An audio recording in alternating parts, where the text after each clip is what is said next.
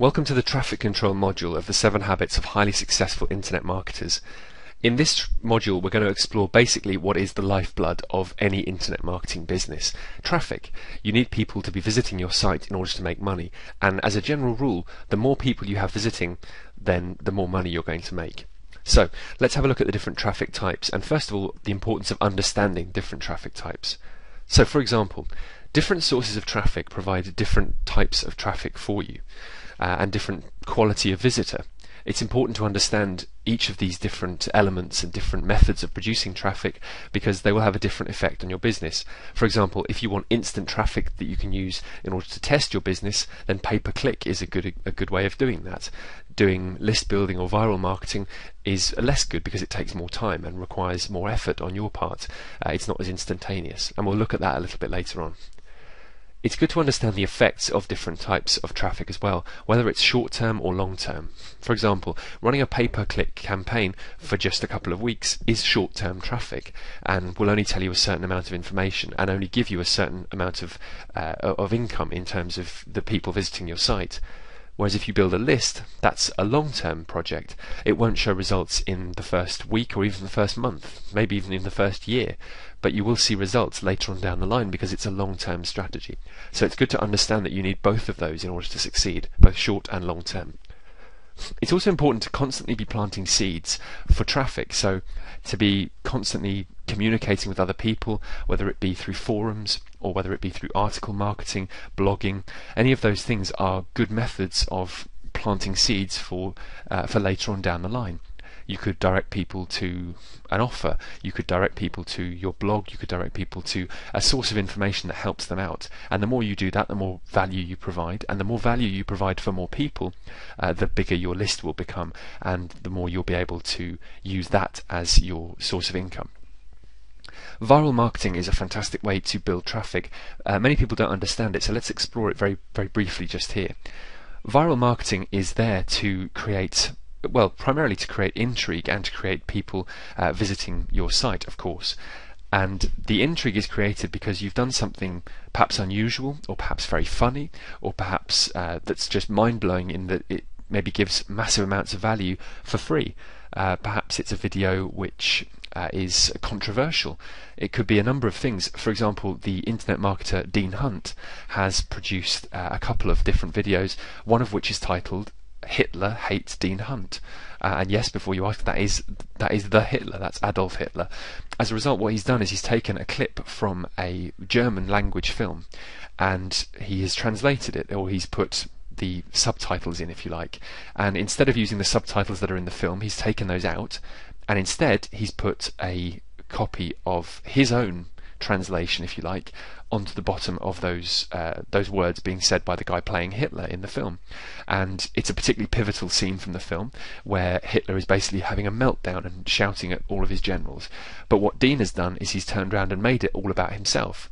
So Hitler appears to be talking about Dean Hunt and saying to his generals, how could we possibly let this happen? How could Dean have brought out all of these fantastic marketing tools? We're never going to be able to compete with this. And it's very funny because you wouldn't have thought Hitler would be talking about a guy who, was born after Hitler died. It's kind of funny as well because obviously we all know that's not really what he's saying.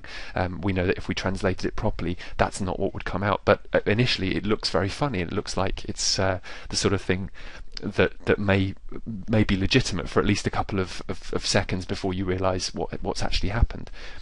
But by creating that, and by creating kind of funny subtitles around his product, Dean has created something viral, which is something that people can pass on, and people on his list will pass on to their friends because it's kind of funny, and it makes for people to connect with Dean in a very different way. There's also things like Simon's Cat, for example, on YouTube. If you have a look for the word Simon's Cat on YouTube, I highly recommend it. It's very, very funny indeed. It's basically a series of cartoons which have had millions and millions and millions of views on YouTube, purely because they've made people laugh, and they've made people laugh with something that's unique and a bit different, and something that is also very truthful to anybody who's ever owned a cat, because they'll be able to identify with Simon's cat and the way he behaves. it's something that, as a result, has gone viral throughout YouTube and has created a massive connection with people. And interestingly, I've put there about emotional connections because it's provoked a reaction, and that's the strongest reaction you can get from someone, is an emotional one. Perhaps you've said something that's made people outraged, and so they've passed it on and said, "What do you think of this person? This has really annoyed me. What do you think?"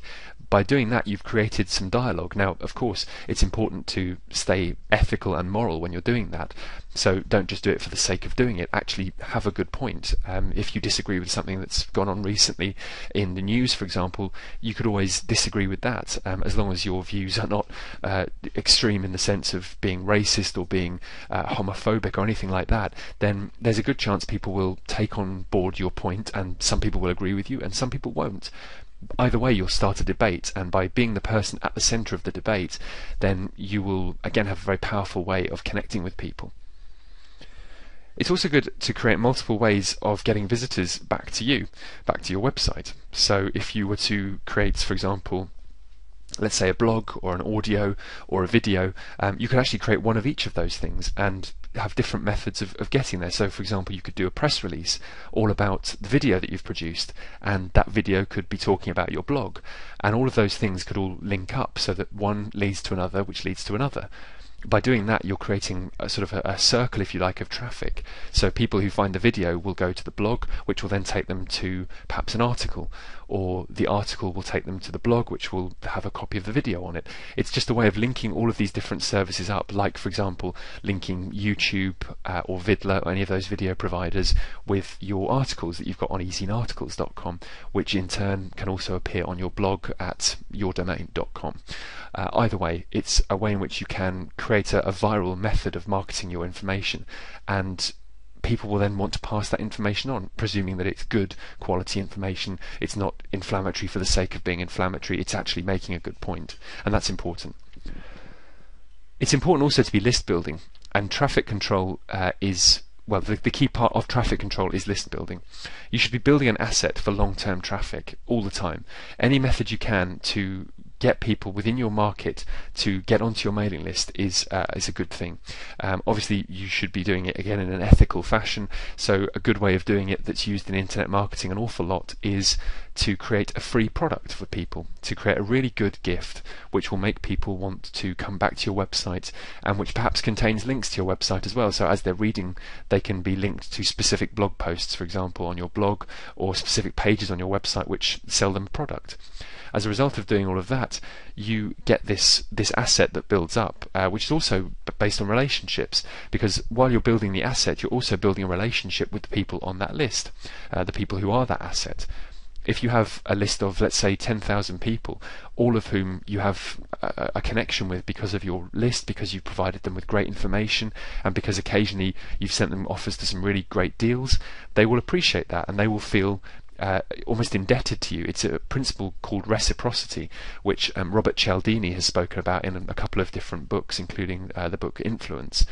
And in that book he talks about how reciprocity is a very powerful thing, because it's the idea that if you give somebody something of great value, they feel indebted to you and they feel like they need to give something back to you.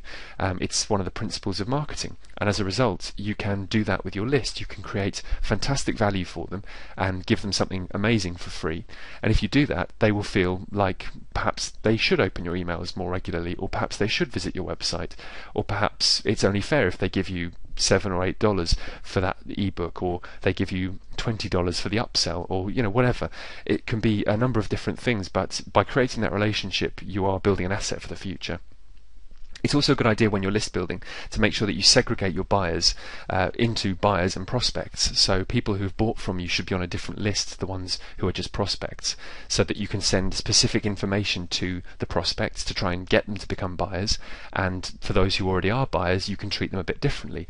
Obviously the ones you will treat a little bit more respectfully, if you like, are the buyers. Obviously you're going to be respectful to your list no matter who they are. That's a very important thing, but you're going to make sure that you give your buyers a bit more attention perhaps, or at least give them a bit more value so that you can encourage them to buy from you again. Because if they bought from you once, there's a good chance they will buy from you again. We all know that part of internet marketing is that you get lots of people looking for freebies, and so if they're on a different list, then you can segregate the people who just want free stuff to the people who are actually going to be prepared to buy it from you, and as a result you have a much more effective business model. Joint ventures are perhaps the very best method of controlling traffic, if you like, online. By doing joint ventures, first of all you need a list or some sort of asset that you can trade off with the joint venture partner. So if you don't have a list, it can be your time. You could be the person who says, I'm going to create the product for you, I'm going to do all of the work, and all you have to do is either endorse it or send it to your list. And by doing that, it's no risk for them, because you've created something of great value for their list, and if it sells, they make money. If it doesn't, they don't lose anything. So that could be a way in which you could start with joint ventures. You don't necessarily have to have a list. If you do have a list, of course, that's a much more powerful proposition. Let's say you have a list of 10,000 people.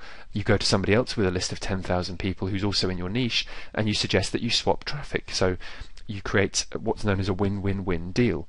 The reason it's got the extra win in there is because the joint venture partner wins, you win, and your people who you're marketing to also win.